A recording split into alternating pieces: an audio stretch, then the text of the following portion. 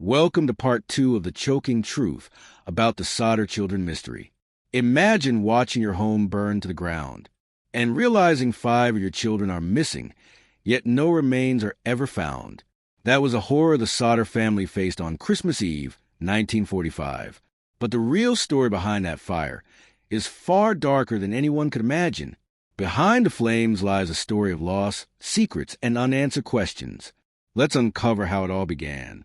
Bell, kindly subscribe to our channel, True Crime Report, for more real-life mysteries and chilling true stories like this. The smell of burning would fill the air. George ran toward his office.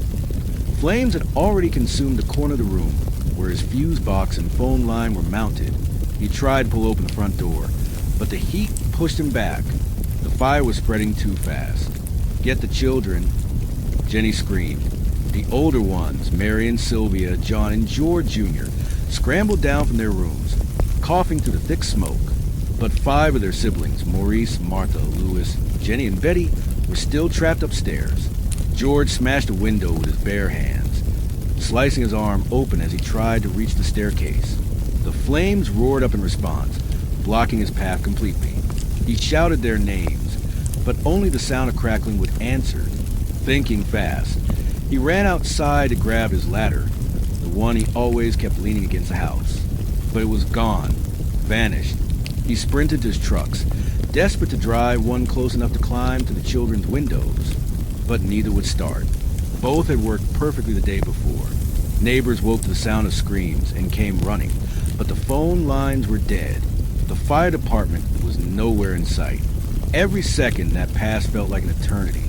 For 45 long minutes, the Sodder home burned like a torch in the cold night, and when the roof finally collapsed, everything they had built, their memories, their laughter, their family, was swallowed by the flames. When the smoke cleared at dawn, George and Jenny searched through the ashes with trembling hands. But what they found wasn't the remains of their children. What they found was nothing. When the fire finally burned itself out, dawn crept over Fayetteville like a ghost. The air was thick with smoke and silence.